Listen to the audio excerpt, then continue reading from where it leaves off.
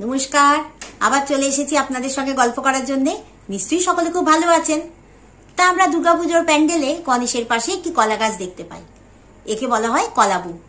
একটি প্রচলিত ভুল ধারণা হলো যে এই কলাবু হলো আসলে গণেশের স্ত্রী। এটি কিন্তু একদমই সঠিক নয়। চলুন তাহলে আর সেই গল্পই করা যাক।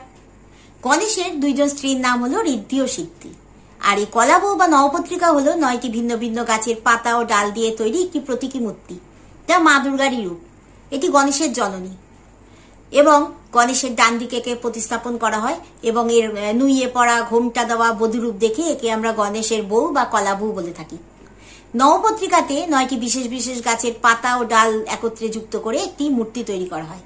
এর উপাদানগুলো হলো কলা, হলুদ, ডালিম, ধান, কচু, বেল, মান, অশোক ও জয়ন্তী।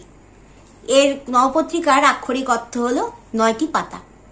এই নবপত্রিকা মা দুর্গাপুজোর মূল যে অনুষ্ঠান তার সূচনা নির্দেশ করে। কলাবউ স্থান হলো দুর্গাপুজোর মহাসপ্তমীর একটি গুরুত্বপূর্ণ রীতি। এখানে কলাবউকে পবিত্র গঙ্গার জলে স্নান করানো হয়। এটি হলো মা দুর্গারই একটি অংশ এবং শস্য দেবীর প্রতীক। স্নান করানোর পর সেই কলাবউকে নতুন শাড়ি পরানো হয় এবং একে দুর্গা ঠাকুরেরই পরিবারের সদস্য হিসাবে প্রতিস্থাপন করা হয়। এই নবপত্রিকা হলো প্রকৃতির শক্তি এবং সমৃদ্ধির প্রতীক। এটি প্রকৃতির সমস্ত উপাদানের সম্মিলন বোঝায় এবং দুর্গাপুজোর একটি অপরিহার্য অংশ হিসাবে বিবেচিত হয়। কেমন লাগলো আজকের গল্প? যদি ভালো লাগে অবশ্যই কিন্তু আমার পাশে থাকবেন।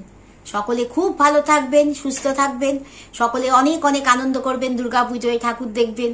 আজ তবে আসি, নমস্কার।